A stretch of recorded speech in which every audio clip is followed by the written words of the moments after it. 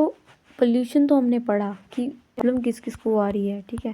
जैसे कि हमने सॉइल पोल्यूशन पढ़ा था, तो सॉइल पोल्यूशन पेस्टिसाइड्स की वजह से, बहुत सारे हार्बिसाइड्स की वजह से क्या हो रहा है कि जो उसकी जो हेल्थ है सॉइल की वो सही नहीं है, वो कारण बन रही है सॉइल पोल्यूशंस का, बायोडिग्रेडेबल और फिर कह सकते हैं कि केमिकल्स का इस्तेमाल करने से जो जो उपजाऊ चीज़ है उसकी जो फूड चेन है वो ही स्टॉप हो गई। और यहाँ पे क्या हो रहा है, प्रॉब्लम हो रही है, जो हम खाना खाते हैं वो ऑर्गेनिक नहीं है, उसमें टीके लगाए जाते हैं, इनऑर्गेनिक फर्टिलाइज़र्स की इस्तेमाल किया जाता है उसको इंक्रीज़ करने के लिए। इन्फीरियर इरिगेशन प्रैक्टिसेस, तरीके से इरिगेशन ही नहीं आता कि एक्सेसिव पानी सबको तरीके से ज़्यादा दे दिया, कम दे दिया, इस तरह से एग्रीकल्चरल प्रैक्टिस इनकी मतलब कि गरीबों वाली है। तो नाइट्रोजन फर्टिलाइज़र्स जो हैं वो क्या करते हैं, एसिडिफाइड करते हैं। नाइट्रोजन फर्टिलाइज़र जो क्या करते हैं, सॉइल को एसिडिफाइड करते हैं, जो कि एग्रीकल्चरल नहीं होने देती सॉइल को, एग्रीकल्चरल सॉइल पुअर हो जाती है। इरिगेशन मेथड जो है उनके सही नहीं है, जो कि सॉइल की सैलिनिटी जो है वो बनी रहती है पुअर इरिगेशन से। एक्सेसिव वाटर दे देना, इम्प्रॉपर मेंटेनेंस रखना कैनाल्स की, ठीक है। Irrigation channels, lack of rotation, मतलब कि क्रॉप रोटेशन होने की वजह से क्या होता है कि जो सॉइल होती है वो प्रोडक्टिव हो जाती है, रिप्रोडक्टिव हो जाती है। इंटेंसिव फार्मिंग कर लेता है कोई, डिक्रीज हो जाती है, जिससे कि सॉइल की जो फर्टिलिटी है उसकी, है ना। इंडस्ट्रियल एक्टिविटी, ये तो मेजर कॉज सब में आ जाएगा कि इंडस्ट्री की एक्टिविटीज़ की वजह से एयर भी पोल्यूट होता है, वाटर भी होता है, सॉइल भी होता है। जो dry deposition, incorrect way to chemical waste dispose, different types of industries cause contaminated soil. तो भाई वो इंडस्ट्रीज जो कचरा निकलता है वो सॉइल में तो गिरता है, तो सॉइल वहाँ पर कंटेमिनेट होती है, एसिडिफाइड हो जाती है, मतलब कि उसमें एसिड आ जाता है जो कि अच्छा नहीं है। कोई भी हैवी मेटल्स हो गए, टॉक्सिक केमिकल्स हो गए, डंप कर देते हैं ऑयल में, ऑयल हो जाता है, फ्यूल्स इस्तेमाल करके वहाँ पे फेंक देते हैं, तो जो सॉइल है वो ख़राब हो जाती है, वो उपजाऊ रहती ही नहीं। Coal mining and power generation जो होती है, कोल माइनिंग होती है जिसमें वो मिट्टी तो बिल्कुल ही खो दी जाएगी, पावर जनरेशन के लिए हम ये इस्तेमाल कर रहे हैं मिट्टी का।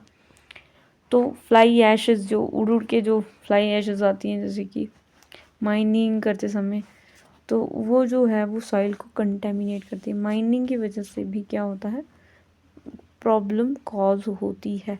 व्हीकल एमिशंस होता है, ये तो मेजर कॉज है कि इसमें क्या होता है, पोल्यूशन जो होता है मशीन से निकल रहा है, जो भी कॉज करता है मेटल कंटेमिनेट हो जाता है, जिससे वजह से हाई इंटेंसिटी में जो लोकेशन है वो उसमें प्रॉब्लम आ जाती है। मतलब एक तरीके का व्हीकल जो एमिशंस है वो भी क्या कर रहा है, प्रॉब्लम कॉज कर रहा है। जो टॉप सॉइल होती है ना वो ख़राब हो जाती है, बाई चांस पेट्रोल गिर गया या फिर स्पिल हो गया, वो सॉइल को ख़राब कर देती है। सॉलिड वेस्ट, जैसे कि प्लास्टिक हमारे घर में होते हैं, कैंस होते हैं जो हम पी के छोड़ फेंक देते हैं कहीं, और सॉलिड वेस्ट हो गया, fall into the category of soil pollution. ये सारे के सारे क्या करते हैं, सॉइल को पोल्यूट करते हैं। ये सारा हम क्या करते हैं, हम खाते पीते हैं, खाते जाते हैं, रोड पे फेंक दिया कहीं, तो वो कहीं ना कहीं सॉइल पे गिरेगा, और वो सॉइल क्या होगी, कंटेमिनेट हो गई। इलेक्ट्रिकल गुड्स का इस्तेमाल करते हैं, जैसे कि बैटरी हो गई, ख़राब हो गई तो हमने फेंक दी। बैटरीज़ में बहुत सारे केमिकल्स इस्तेमाल किए जाते हैं, वो भी कहीं ना कहीं अगर सॉइल में मिल गए तो वो बर्बाद हो जाते हैं। लैक ऑफ प्रॉपर वेस्ट, मतलब कि आपको वेस्ट मैनेज करने आता ही नहीं है, तो जैसे कि रेगुलर कंस्ट्रक्शंस होती हैं वहाँ से भी बहुत गंदी हवा या फिर गंदा डस्ट उड़ के कहीं और, गंदी जो रेतीली चीज़ होती है और मिट्टी पे गिरी है तो जो मिट्टी है उसकी डिग्रेड हो जाती है। हम प्लास्टर्स होते हैं, पीओपी होता है, अगर उसका भी जो सफ़ेदी अगर गिर जाए ना मिट्टी में तो ख़राब हो जाता है। रेडियो एक्टिव कंटेमिनेशन, तो जैसे कि सॉलिड लिक्विड गैसेस जो होती हैं वो क्या करती हैं, ख़राब हो जाती हैं। हज़ार्ड्स पैदा होता है किससे, रेडियो एक्टिव डिके, रेडिएशंस की वजह से क्या होता है, हार्मफुल इफेक्ट्स होते हैं। आयनाइज किया जाता है एक तरीके का, फ्री न्यूट्रॉन्स का कोलिजन किया जाता है जिसकी वजह से इलेक्ट्रिसिटी प्रोड्यूस, एनर्जी प्रोड्यूस की जाती है, जो कि हम देखते हैं कि वो काफ़ी हार्मफुल है। Types of radiations and proximity of the contaminated to organ the body. अगर व्यक्ति आसपास भी रहे ना रेडिएशंस के तो बॉडी वो हो जाती है, बर्बाद हो जाती है। रेडियो एक्टिव जो है पोल्यूशन करती है, बहुत सारे मतलब इंसान को बर्बाद कर सकती है। उसके आसपास जो भी इंसान रहेगा ना वो बहुत मतलब घाटे में होता है वो एक तरीके का। न्यूक्लियर वेपन्स जो होते हैं बनाए जाते हैं, रिएक्ट करवाए जाते हैं, ठीक है। उससे अगर उसके आसपास जो भी एरियाज़ में, तभी वो प्रोन एरियाज़ होते हैं वो अलग ही होंगे, ह्यूमन सेटलमेंट्स में नहीं किए जाते फ्यूजन्स वगैरह। तो ये भी है। लाइट पोल्यूशन हो गया कि भाई आर्टिफिशियल लाइट्स का इस्तेमाल किया जाता है ताकि डार्क कंडीशंस ना हो, और ये मोस्टली उस एरियाज़ में होते हैं जो कि आउटडोर इन्वायरमेंट में हमें मिलता है। आर्टिफिशियल लाइट्स इंडोर, हम क्या करते हैं मतलब कि इतनी लाइट्स लगाते हैं और light pollution compete with star light के साथ कम्पीट करती है भाई, जो हमारी जो रात में जो लाइट होती है वो। Urban residence interfere the astronomical observatory. देखो अब क्या होता है, लाइट ने इतनी लगा ली है, ठीक है। लाइट की लगाने की वजह से क्या हुआ कि जो एस्ट्रोनॉमिकल ऑब्जर्वेटरीज होती हैं जो ऊपर से जो लिंक बिठाती हैं, तो उनको पता नहीं चल पाता है कि अब क्या करें। ये भी एक तरीके का पोल्यूशन है, डिसरप्ट कर रही है, कम्युनिकेशन नहीं हो पा रहा है इससे। It sources include building exterior and interior lighting. Building में जो बाहर बिजली लगी हुई है और अंदर बिजली लगी हुई है, ये भी एक तरीके का कार में, फैक्ट्रीज़ में, स्ट्रीट लाइट्स में, ये भी लाइट पोल्यूशन कर रही है। इसके बाद स्पीशीज़ का इन्वेजन हो जाना। इन्वेजन स्पीशीज़ जब इधर उधर से आ जाती है और फिर जो फूड चेन को बर्बाद करती है, जो इकोनॉमी को बर्बाद करती है, वो घातक भी हो सकती है ना, सब सही थोड़ा ना होती है, ठीक है ना। रेडियो स्पेक्ट्रम पोल्यूशन, वेव्स जो होती हैं, वेव्स इलेक्ट्रोमैग्नेटिक जो स्पेक्ट्रम्स होते हैं, जो वेव्स होती हैं वो क्या करती हैं, पोल्यूशन कॉज करती हैं। ई वेस्ट हो गया, इलेक्ट्रिकल या फिर इलेक्ट्रॉनिक डिजिट, जो हमारे पास गैजेट होता है, अगर वो ख़राब हो गया है, ठीक है, डिस्कार्ड करने वाला है, तो क्या होता है, वो ई वेस्ट कहलाता है, ठीक है। उसमें बहुत सारे केमिकल्स का इस्तेमाल करके बैटरी बनाई गई होती है, ठीक है ना, जो कि हार्मफुल होती है ह्यूमंस की लिए। तो ठीक है, समझ लेना। अब हम इफ़ेक्ट्स की बात करेंगे। ये तो हमने पढ़ लिया ऊपर से थोड़ा कि भाई वाटर पोल्यूशन क्या था, एयर पोल्यूशन क्या था, सॉइल पोल्यूशन क्या था, रेडियो एक्टिव पोल्यूशन क्या था। अब क्या है हमारे इफ़ेक्ट्स, वो क्या प्रभाव पड़ेंगे। अब प्रभाव जो है वो 3 प्रकार से पड़ते हैं। एक तो पड़ता है ह्यूमंस के ऊपर, ठीक है, ह्यूमंस के ऊपर, ह्यूमन और एनिमल्स, प्लांट्स, उसकी जो हेल्थ है उसके ऊपर। ह्यूमन की हेल्थ को ज़्यादा इम्पैक्ट पड़ता है। एडवर्स एयर क्वालिटी जो है वो किल कर देती है ऑर्गेनिजम्स को। ह्यूमन भी उसमें इन्वॉल्व है। वाटर पोल्यूशन जो है 14,000 लोग मर जाते हैं। वैसा गंदा पानी पी के, अनड्रिंकेड वाटर, अनट्रीटेड सीवेजेस, जो गंदे पानी निकलते हैं उसको ही ड्रिंक करके, कंटेमिनेटेड ड्रिंक वाटर को पी के क्या करती हैं, मर जाती हैं। इससे हम देखते हैं कि वाटर बॉर्न डिसीज़ेज़ जो हम देखते हैं उससे इलनेस ज़्यादा हमें देखने को मिलती है। इससे ना सिर्फ इंडिविजुअल्स मरते हैं, मृत्यु होती हैं, बल्कि जो छोटे बच्चे का इम्यून सिस्टम होता है वो बर्बाद हो जाता है। WHO के एस्टिमेट से पता चला है 2007 में कि एयर पोल्यूशन जो है वो आधी मिलियन डेथ्स कर रहा है हर साल। एस्टिमेट ये भी है कि जो नंबर ऑफ़ पीपल्स है वो किल हो जाते हैं एनुअली, ठीक है। ओजोन पोल्यूशन जो है वो क्या कर रहा है, रेस्पिरेटरी डिसीजेस कर रहा है। रेस्पिरेटरी मतलब सांस लेने में प्रॉब्लम आ रही है, कार्डियोवास्कुलर डिसीजेस हो रही हैं, चलने फिरने में, हमारे जो गला है उसमें इन्फ्लेमेशन, चेस्ट में पेन होना, कंजेशन मतलब कि सांस ना ले पाना, ये सारी की सारी प्रॉब्लम्स हमारी एयर पोल्यूशन की वजह से हो रही है। जैसे कि हम वाटर में बात करें तो वाटर जो है वो ऑयल स्पिल करता है, तो वो क्या करता है, अगर उस पानी में कोई नहा ले, ऑयल स्पिल वाले पानी में कोई नहा ले, तो वो स्किन को इरिटेट कर सकता है, रैशेस लगा सकता है, आपके बॉडी में एक तरीके का मतलब प्रॉब्लम क्रिएट हो जाएगी। सेफ ड्रिंकिंग वाटर जो है वो हमारे लिए है ही नहीं। नॉइज़ पोल्यूशन जो है वो क्या कर रहा है, हमारे कानों में मतलब कि एक तरीके का कान जो है खा रहा है, एक तरीके का हाई ब्लड बीपी को बढ़ा देता है, ठीक है। स्ट्रेस और स्लीप डिस्टर्ब कर देता है हमारी। अब इतनी ज़ोर ज़ोर से कोई बाजा बजेगा तो कहीं ना कहीं क्या करेगा, वो स्लीप जो हमारी जो क्वालिटी स्लीप हम जिसकी बात करते हैं, स्ट्रेस रिलीफ की बात करते हैं, वो नहीं हो पाएगी। उसके बाद हमारी आती है मर्क्यूरी, जो है क्या कर रहा है, उसके mercury has been linked up to develop the deficits in the childrens and neurological symptoms.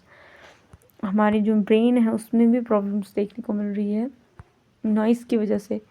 Heart में हमारा जो हार्ट अटैक आता है, लंग डिसऑर्डर्स होते हैं, वो सारे के सारे इससे होते हैं। चिल्ड्रन जो इन्फेंट होते हैं, जो छोटे होते हैं, वो काफ़ी रिस्क पे चले जाते हैं। उनका जो इम्यून सिस्टम होता है या फिर उनकी बॉडी जो रिफ्लेक्ट करती है, वो बहुत ही हद तक प्रभाव डालती है। लेड जो होता है वो हैवी मेटल है, वो भी क्या करता है, लेड एक कॉज करता है न्यूरोलॉजिकल प्रॉब्लम्स कॉज करता है। न्यूरोलॉजिकल मतलब कि जो हमारे ब्रेन सेल्स होती हैं उस पर इम्पैक्ट करता है। केमिकल्स एंड रेडियो एक्टिव जो होते हैं वो कॉज करता है कैंसर को। जो केमिकल्स के आसपास जो वर्कर्स लगे होते हैं वो कैंसर होता है। एनिमल्स पे कैसे इम्पैक्ट पड़ता है, तो अगर हम एनिमल्स की बात करें तो इन्वायरमेंटल पोल्यूशन जो है वो एनिमल और जो लिविंग क्रिएचर्स हैं उन पे ज़्यादा इम्पैक्ट करता है। टॉक्सिक होता है एक नेचर में। एसिड रेन हमने पढ़ा था, एसिड रेन जो है वो क्या करता है, हमारे जो रिवर्स में जो पानी आता है या फिर सीज में जो पानी जाता है एसिड रेन का, वो जो मरीन सिस्टम का जो इकोसिस्टम है उसको बर्बाद कर देता है। फिशेस उसको पानी को ऑब्ज़र्व करती हैं, फिशेस सांस भी उसमें लेती हैं, तो वो कहीं ना कहीं फिशेस जो है वो मर जाती हैं। टॉक्सिक हैवी मेटल्स जो हैं वो रिलीज़ किए जाते हैं वाटर में, जिसमें टॉक्सिसिटी जो है वो हर जगह फैल जाएगी। नाइट्रोजन और फॉस्फेट जो होता है वाटर में होता है, तो वो क्या करता है, टॉक्सिक एल्गी को बना देता है। जो एल्गी प्रोड्यूस होती है ना नाइट्रोजन से ऐड होने से, तो वो कहीं ना कहीं क्या करता है, प्रॉब्लम यूट्रोफिकेशन करता है एक तरीके का। ये इसको साइंटिफिक प्रोसेस है। सॉइल पोल्यूशंस में क्या होता है, हमारे जो माइक्रो ऑर्गेनिज्म छोटे छोटे ऑर्गेनिजम्स होते हैं वो भी डिस्ट्रॉय हो जाते हैं, जो कि काम आते हैं सॉइल को फर्टाइल रखने में। Dramatic effects killing first layer of primary food chain, जो पहली लेयर होती है सॉइल की वो भी क्या होती है, डिस्ट्रॉय हो जाती है। एनिमल्स, प्लांट्स, स्पेशली ट्रीज जो डिस्ट्रॉय करते हैं एसिड रेन को। हाई ओजोन जो होती है लोअर पार्ट में एटमॉस्फेयर के, वो भी क्या करती है, हमारे लंग्स में प्रॉब्लम करती है, लंग्स को डिस्ट्रैक्ट करती है। ओजोन जो है लोअर लेवल एटमॉस्फेयर में होती है, जो कि रेस्पिरेशन प्रॉब्लम्स करती है। हार्मफुल पोल्यूटेंट्स होते हैं जो कि वाटर को, सॉइल को इम्पैक्ट कर रहे होते हैं। लाइट पोल्यूशन जो होती है वो पॉजेस करती है serious threat of the particular to wild life में भी इम्पैक्ट करती है, नेगेटिव इम्पैक्ट करती है प्लांट्स और एनिमल्स के ऊपर, साइकोलॉजिकल प्रॉब्लम भी करती है। अब यहाँ पे इन्वायरमेंट को क्या परेशानी आ रही है और इकोसिस्टम कैसे डिस्टर्ब हो जाता है, तो वही हमने देखा कि बायोमैग्निफिकेशन की वजह से क्या होता है, सिचुएशंस होती हैं जो कि टॉक्सिसिटी क्या होती है वो ट्रॉफिक लेवल पे भी पड़ती है, और जिसकी वजह से जो ग्रोथ है प्लांट्स की वो नहीं हो पाती। वो कॉन्सेंट्रेशन होती है उसमें, वो एक्सपोनेंशियली वो क्या होती है, इंक्रीज़ होती है। CO2 एमिशंस जो होती हैं वो भी क्या करती हैं, एसिडिफाइड करती हैं ओशंस को। और the ongoing decrease of pH earth ocean जो है वो कार्बन डाइऑक्साइड रिजल्ट करता है, जो कि ब्लीचिंग हम देखते हैं। कोरल रीफ जो होती हैं, कोरल रीफ होती हैं, उसमें भी ब्लीचिंग देखने को मिलती है। CO2 का ज़्यादा एक्सेसिव अगर हम देखें, इन्वेसिव जो मतलब कि आने वाली स्पीशीज़ जो हैं, वो नेटिव स्पीशीज़ जो होती हैं वो क्या करती हैं, हमारी जो बायोडाइवर्सिटी है उसको रिड्यूस करती है। इन्वेसिव प्लांट जो होते हैं वो डेब्रिज लेके आते हैं, मतलब कि कचरा लेके आते हैं, बायो मॉलिक्यूल लेके आते हैं, जो कि हमारी जो सॉइल है उसको अल्टर करने का भी टाइम नहीं मिलता है। एक तरीके का केमिकल कंपोजिशन होती है, इन्वायरमेंट को रिड्यूस करती है। ठीक है, स्मोक हो गया, हेज हो गया, जो कि सनलाइट को रिसीव करने में, मतलब कि वो स्मोक की वजह से क्या हो रहा है, सनलाइट ही ऑब्जर्व नहीं हो रही। अगर ऑब्जर्व नहीं होगी तो उससे प्लांट डैमेज होगा। प्लांट को सनलाइट चाहिए चाहिए, बिना सनलाइट के वो नहीं रह सकता। फूड वेब इफेक्ट हो जाता है, फूड वेब अच्छे से काम नहीं करता। नाइट्रोजन और सल्फर दोनों ही क्या कॉज करते हैं, एसिड रेन कॉज करते हैं, और ये कहीं ना कहीं क्या करते हैं, टॉक्सिसिटी फैलाते हैं फिशेस के अंदर। उसकी जो ओजोन की जो क्वांटिटी है लोअर पार्ट में, वो भी कहीं ना कहीं हार्मफुल है, हमारे लंग्स प्रॉब्लम्स करती है। अब क्लाइमेट लॉजिकल इफ़ेक्ट्स क्या होते हैं, जिसमें कि हमारा बात करें तो carbon dioxide. Climate logical effects मतलब कि जिसमें हमारी जो गैसेस हैं वो भी कोई कम नहीं है। CO2 हो गए, हमारी जो इंडस्ट्रियल रिवोल्यूशन जब से हमने देखी है, तब से हमारा मतलब कि एक तरीके की गैसेस बड़ी ही हैं, कम नहीं हुई हैं। कार्बन, CO2 हो गया, ग्रीन हाउस गैसेस हो गए, मीथेन हो गई, ग्लोबल वार्मिंग को ट्रिगर कर रही हैं। मतलब कि हमारी जो अर्थ की सरफेस है वो गर्म हो रही है, ट्रिगर कर रही है क्लाइमेट चेंज को। ग्लोबल वार्मिंग जो है वो इस प्लेनेट को क्या कर रही है, एक तरीके का अफेक्ट कर रही है। मेट्रोलॉजिकल, नेचुरल मेट्रोलॉजिकल कंडीशंस की वजह से क्या हो रहा है कि हमारे फ्लड्स हम देख पा रहे हैं। फ्लड्स का आना, ड्राई स्पिल हो जाना, थंडर स्टॉर्म का होना, हीट वेव्स का आना, ये सारी की सारी चीज़ें जो है वो जैसे ही CO2 बढ़ी है उसकी वजह से हो रही है। एसिड ब्लीचिंग हो रही है, ये हमने पढ़ा ही। फिर उसके बाद पेरिस एग्रीमेंट हुआ था 2015 में, जिसमें बातचीत की गई कि भाई nation states to resolve decrease the respective of GSG concentrations. ठीक है, तो मतलब कि एक तरीके का ये बहुत सारे एग्रीमेंट्स करते हैं, बहुत सारे प्लान्स करते हैं, बट होता इनसे कुछ नहीं है। एनीवेज, तो अब हमें करना है कि पोल्यूशन को प्रिवेंट कैसे किया जा सकता है। भाई इतना कचरा कर लोगे, इतना स्पिल कर दोगे, तो फिर उसको कंट्रोल करना बहुत ही कठिन हो जाएगा। तो ज़रूरत है कि 4 तरीके से, जैसे कि लीगल एक्शंस लेके, हम सोसाइटी में चेंजेस लाके, इकोनॉमिकल चीज़ें करके, या फिर टेक्नोलॉजी का इस्तेमाल करके हम पोल्यूशन को कम कर सकते हैं। तो पहला हमने वही कि वेस्ट मिनिमाइज़ कर दो, कि जो भी हम कचरा निकाल रहे हैं ना उसको DIY में कन्वर्ट कर दोगी, जिसमें हमने बात की थी 3 R's की, रिड्यूस, रिसाइकल और रीयूज़। इस 3 जो ये मंत्रा है ना 3 R's का, इसको फॉलो अप करना है। जो बचपन में पढ़ा था वही हम आज पढ़ रहे हैं। तो वेस्ट मिनिमाइज जो हो जाएगा, जो भी हमने घर से कचरा डिस्पोज करना है लैंड के ऊपर, इससे अच्छा हम कहीं उसका इस्तेमाल कर लें खुद से। कोशिश करें, कॉन्शियस दौड़ाएं, अपनी खोपचे को हिलाएं, पता करें कि क्या इसका और कैसे हम इसका यूज़ कर सकते हैं। गूगल पे सर्च करें कि how to reuse the clothes, how to decompose the disposals. अपने स्मॉल लाइफस्टाइल जो भी हैं उसमें चेंजेस लाएं। ठीक है, हम कम बर्डन दें अपने लैंडफिल्स को, हम एलिमिनेट करें जो टॉक्सिक हम इस्तेमाल कर रहे हैं, ऑर्गेनिक पॉल्यूटेंट्स का इस्तेमाल कर रहे हैं, जो कि हमारे इन्वायरमेंट को गंदा कर रहा है ना। एक तरीके का रीयूज़ करना। रीयूज़ मीन्स मतलब कि फिर से हम उसको रीप्रोसेस करें और फिर से लगा लें। जैसे एक बार एक सूट पहना, एक ही बार पहना था, अब हम उसको कहीं और डिकम्पोज कर रहे हैं। नहीं भाई, उसको फिर से हम रीयूज़, रिसाइकिल करके हम लगा सकते हैं। इसके पश्चात हमने बात की कि process of converting waste material into the new material, मतलब कि हम जो वेस्ट मटेरियल था हमारा उसको न्यू मटेरियल में चेंज करें। न्यू लेने की ज़रूरत ही नहीं है हमें, जो पुराना है उसी को हम फर्दर करें ना। Further more replacement non biodegradable, हम रिप्लेस कर सकते हैं नॉन बायोडिग्रेडेबल चीज़ों को, ठीक है, बाय बायोडिग्रेडेबल। जैसे कि कोई चीज़ें हैं जो कि डिग्रेड नहीं हो सकती, जैसे प्लास्टिक है तो हम बायोडिग्रेडेबल पन्नी लें, ठीक है ना, जैसे प्लास्टिक है, पेपर प्लास्टिक लें। पहले प्लास्टिक दूसरी मतलब पेपर प्लास्टिक बोल रही हूँ मैं, प्लास्टिक है जो हम पॉलीथीन यूज़ करें प्लास्टिक की, अब हम पेपर की पॉलीथीन यूज़ करें। तो इस तरह से हम इम्प्रूव कर सकते हैं अपने इकोसिस्टम को, नहीं तो बर्बाद होने से तो कोई बचा नहीं सकता, बर्बाद हो चुका है। Industries using more efficient manufacturing processes and better materials, industries ऐसी मटेरियल्स इस्तेमाल बनाएं जो कि रिड्यूस कर सकें the production of the waste. ये हो गया हमारा रीयूज़ रिसाइकल, इस तरह से हम इस्तेमाल कर सकते हैं प्रोडक्ट्स का। अप्लाई पोल्यूशन कंट्रोल टेक्नोलॉजीज़, तो बहुत सारी टेक्नोलॉजीज़ हैं उसका इस्तेमाल करें। तो जैसे कि सीरीज़ ऑफ डिवाइसेस जो हैं यूज़ की जा सकती हैं प्रिवेंट करने में बहुत सारे पोल्यूटेंट्स को, जो कि इन्वायरमेंट में आने से पहले ही हम उसको पीछे से ही उसका निदान कर सकें। Common pollution control devices use हो।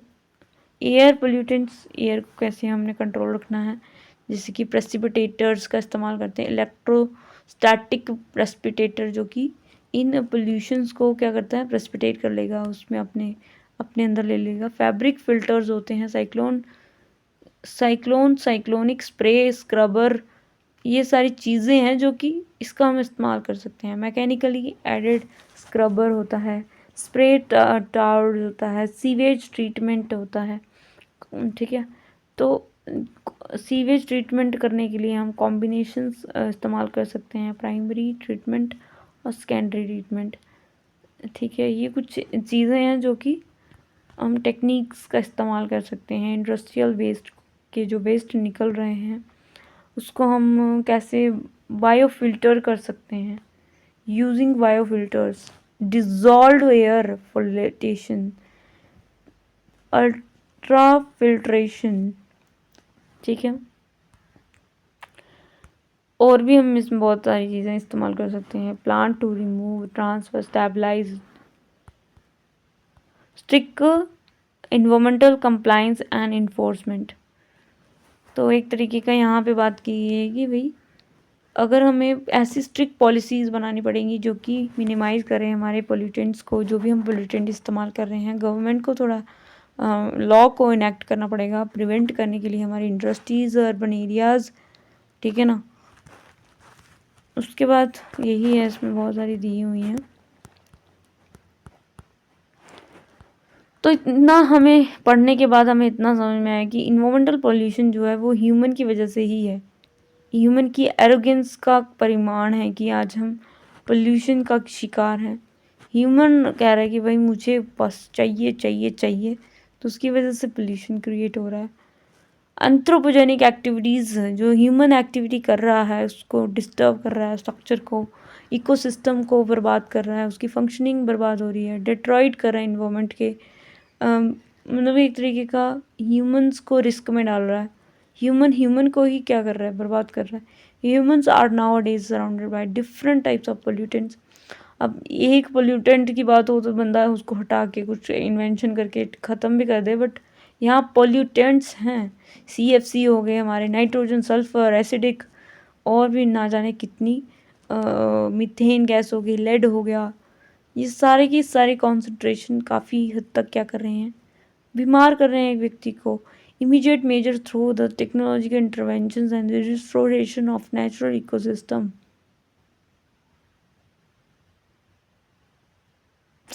So this is all about the pollution that is created by the humans. We should take the step of sustainable development and new paradigm working of living with harmony के साथ रहना है, और अपनी responsibility लेनी पड़ेगी कि हम किस तरह से अपने जो लाइफस्टाइल को जितना हमने इनरिच कर रखा है पार्टीज़ के थ्रू या फिर हमने रिसोर्सेज के थ्रू, ये मेरे पास होना चाहिए, वो होना चाहिए, हम उसका वेस्ट मैनेजमेंट कर सकते हैं।